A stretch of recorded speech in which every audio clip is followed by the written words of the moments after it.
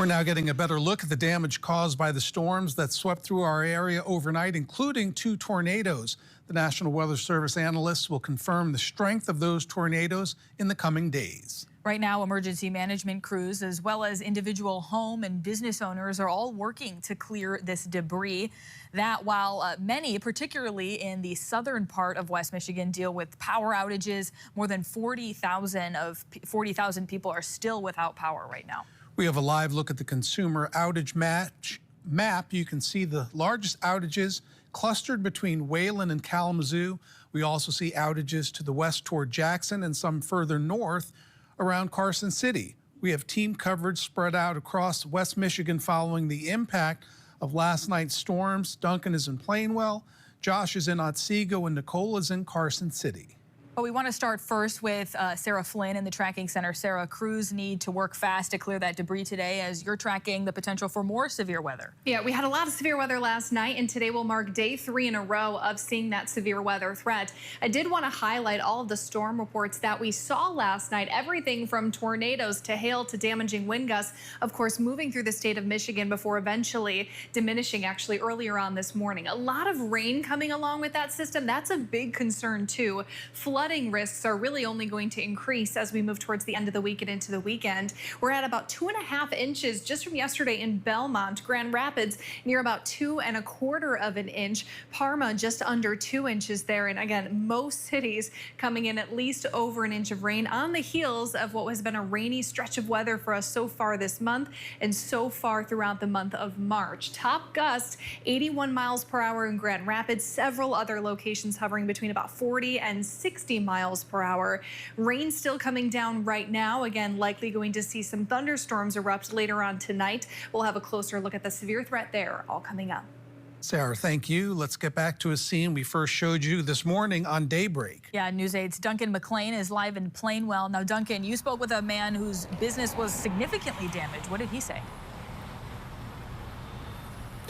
George, Adriana, business owners and homeowners alike here are pretty devastated at the significant damage from the overnight winds. Trees have fallen onto houses and onto businesses. Roofs have been ripped off of businesses and homes. And a barn that we're standing in front of was completely destroyed by wide open winds here in a pretty wide open section of farmland. We're standing just off of 106th Avenue, just north of downtown Plainwell. The family of people who own this land say this was a brand new barn that they had just finally got operational. You can see it was completely removed from its foundation and scattered all over their field. The debris field goes some 200 or 300 yards all the way back to the back of their farm there. And this is not an uncommon sight. There's another barn on the neighboring property that is as damaged as this one.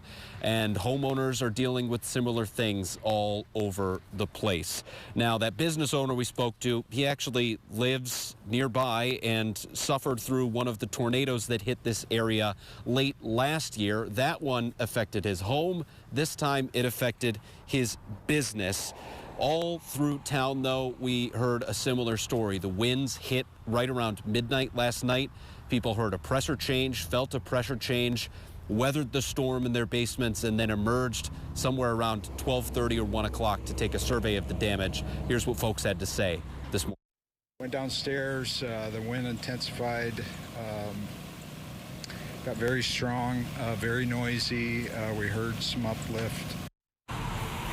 Now, that was Gary. He actually lives a little farther out of town in Prairieville Township, right on the line with Plainwell. He, again, a more rural area there, and they still felt the effects just as bad as they did here in town. Now it's all hands on deck trying to get both power restored and debris cleaned up, along with trees cleared from roads. All throughout the morning, that's been kind of the main thing, is making sure that these roads are passable at all. Pretty much every single road we've encountered in town at one point was blocked by a downed tree.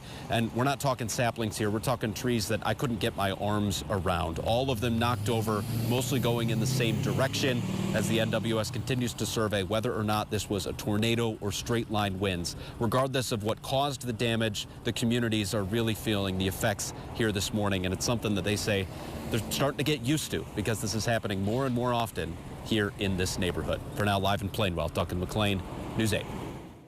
crazy images there. Yes. And emotional as well. Thank you, Duncan. Want to get over to Josh Sanchez. He's actually not far away. He's in Otsego, which also saw significant damage last night. Josh, sounds like you were also left in the dark. Yeah, that's right. You know, pretty much everything that Duncan was describing of what he was hearing from residents in Plainwell, I was also hearing it in my neighborhood over in Plainwell. You know, minutes after we heard that tornado siren go off and our phones started to get the alert, the lights started to flicker on, and it's been lights out ever since. And it's a similar story out here in Otsego, where through every neighborhood you go through, you can hear that hum of generators, and we're getting a better perspective on the damage left behind. I'll move out of the way so you could see the damage left at this home along Morrell and North Street. A tree came down in front of the house, bringing down power lines around it as well. Thankfully, I talked to the homeowner, and he tells me that his family is okay, but there's much more damage throughout this part of Otsego as well. You know, moving further east, we also found another house that was suffering through a fallen tree that went and hit its roof. It brought down power lines and blocked the sidewalk to several other homes nearby behind yellow tape. I spoke with a family that lives right next door to that home that was struck by the tree, and they were telling me that even though they took shelter in their basement, they could hear that roar of the wind as well as the terror of tree limbs falling down around them. Now, moving further east towards Otsego Water Treatment Plant, there was also multiple trees down, and a tree also looming over the river nearby. Now, despite the power loss and the tree damage, the Otsego city manager tells me that the water treatment plant is just fine. We were very scared because we were hearing tears, something like that. Otsego Fire Department were really the front lines during the night with all the calls come in. And then shortly after, the DPW came in and started to clear the trees. It was pretty crazy. And the amount of trees that were down, amount of roads that were closed, the lines that were down, the downtown, thankfully, was brought back up pretty early this morning, about 6 o'clock. Now, the city manager tells me that City Hall is open, so if you are without power right now and need to charge your phone and make use of a restroom, that's an option available to you out here in Otsego. Along with that, bulk pickup is now underway, so as long as those pieces of debris are below 6 feet, you're able to bring that out to the curb, and the city will be coming by to pick that up as well. Live in Otsego, Josh Sanchez, News 8. All right, Josh, thank you very much.